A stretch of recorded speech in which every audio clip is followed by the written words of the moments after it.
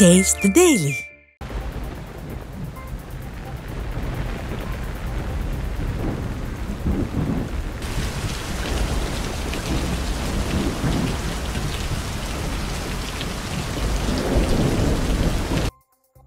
நீலகிரி மாவட்டம் கூடலூர் அருகே கனமழை காரணமாக பொதுமக்கள் கயிறு கட்டி சாலையை கடந்து செல்லும் அவல நிலை ஏற்பட்டுள்ளது.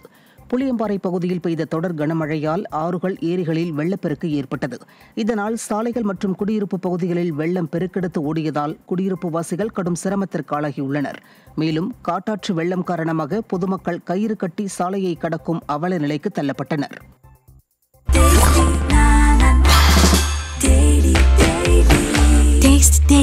Taste the Daily.